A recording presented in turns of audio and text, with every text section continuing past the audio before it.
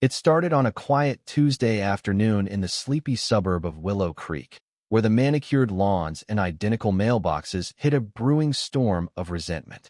Evelyn Harper, the iron-fisted president of the Homeowners Association, strode up to Alex Reed's front door like she owned the place.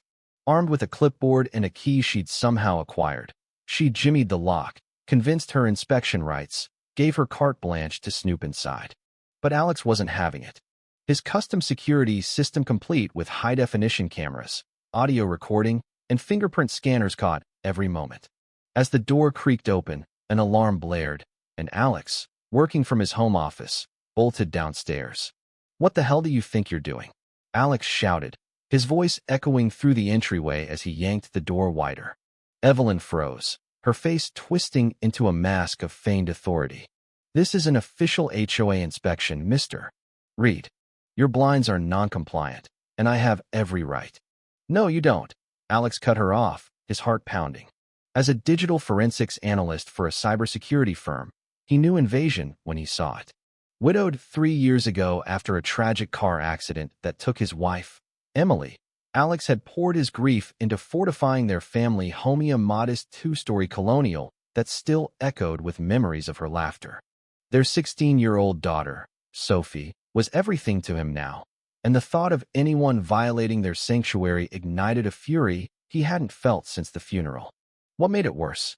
Sophie had been home alone that day, curled up in her room with headphones on, oblivious until the alarm shattered the silence. She emerged pale and trembling, clutching her phone like a lifeline. "Dad, someone was trying to break in," she whispered, her eyes wide with terror. Alex pulled her into a hug, his mind racing. This wasn't just a nosy neighbor. This was a criminal act, plain and simple. HOA rules weren't laws, and Evelyn's unauthorized entry could land her in serious trouble. That night, after calming Sophie with hot chocolate and reassurances, Alex hunkered down in his study. He reviewed the footage. Evelyn's smug glance at the camera, her mutterings about teaching these rebels a lesson, the click of the lock giving way. He exported the files, timestamped them, and stashed everything in an encrypted folder. Fingerprints from the door handle? He'd dust and document those too. As the implications sank in, a fire lit in his chest. This wasn't isolated. He'd heard whispers about Evelyn's reign of terror, and now it was personal. The next morning, Alex hit the pavement, knocking on doors in the neighborhood. Mrs. Harrington, the elderly widow next door, confessed over tea that Evelyn had barged into her garage last month, citing some bogus rule about storage bins. "She fined me $200 for clutter, and I was too scared to fight back," Mrs. Harrington said, her hands shaking. Then there was Mike Thompson, the burly mechanic down the street, who recounted how Evelyn had entered his backyard shed at dusk, claiming to check for unauthorized modifications. "She threatened to lien my house if I didn't pay up," Mike growled. "It's like living under a dictator." Fueled by these stories, Alex attended the next HOA meeting at the community center. The room buzzed with forced politeness as Evelyn lorded over the agenda, slamming her gavel on trivial matters like window shade colors. As per Bylaw 4.3b, all homes must submit to random inspections, she declared with a smirk. Alex's blood boiled. He knew the bylaws inside out. There was no 4.3b. It was a fabrication, a tool for her power trips.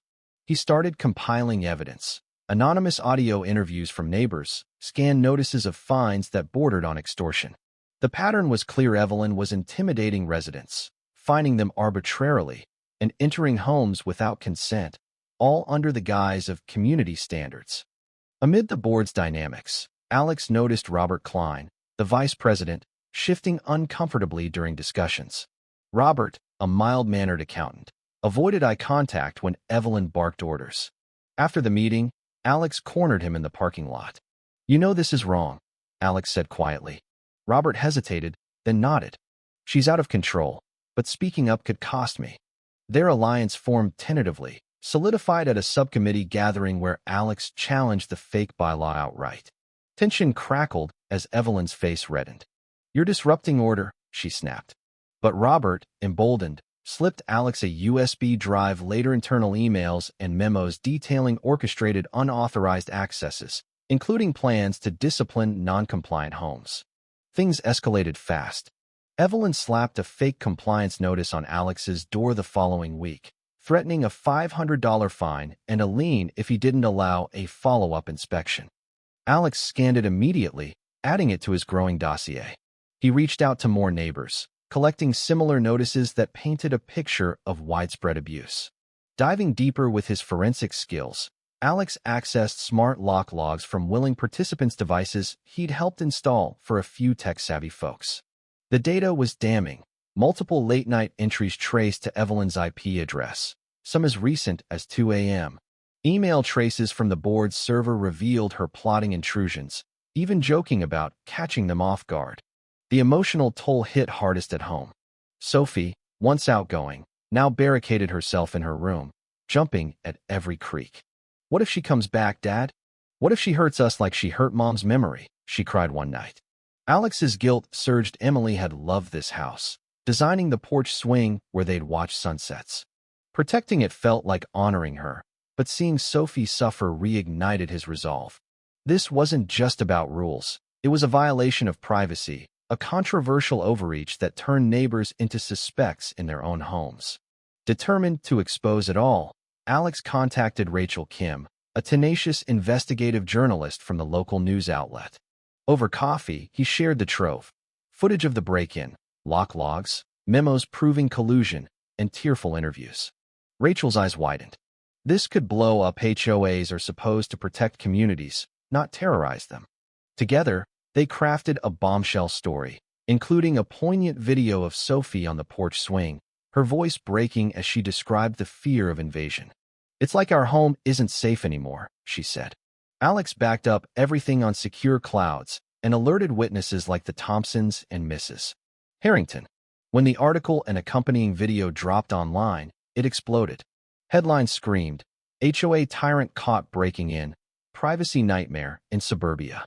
Views skyrocketed, comments flooding in with tales of similar abuses, nationwide fines for kids' toys, liens over paint colors, entries without warrants.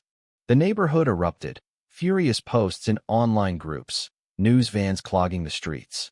Evelyn panicked, calling an emergency board meeting to revise policies, but the damage was done. The climax unfolded at the final HOA meeting, the community center packed with outraged residents. One by one, victims spoke. Mike detailed his shed invasion. Laura recounted intimidation over her garden. Derek exposed falsified fines.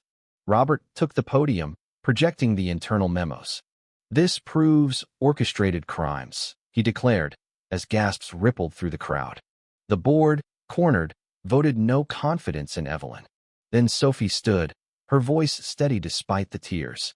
"You didn't just break rules, you broke into our lives, our memories.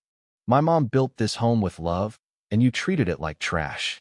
The room fell silent, then erupted in applause. Evelyn, cornered and defiant, hurled threats of lawsuits. "You'll regret this. HOAs keep order, prevent chaos." But her words rang hollow amid the controversy she'd ignited. Debates raged online about whether such associations were necessary guardians or unconstitutional overlords. She resigned on the spot, slinking out as whispers of criminal charges followed. In the aftermath, the board announced her full resignation, scheduling a special election and reforms like key audits and transparent bylaws. The neighborhood breathed easier. Residents shared stories freely, forming watch groups against future overreach. For Alex and Sophie, healing came in small steps. They repainted the house in Emily's favorite soft blue, rebuilding the porch swing from her old sketches. Laughter returned, tentative but real. The story rippled outward, inspiring other communities to challenge abusive HOAs, sparking lawsuits and policy changes. It highlighted a raw truth: power unchecked breeds tyrants, and standing up, though controversial, could reclaim what was lost. In Willow Creek, the controversy lingered, a reminder that home should be a sanctuary, not a battleground.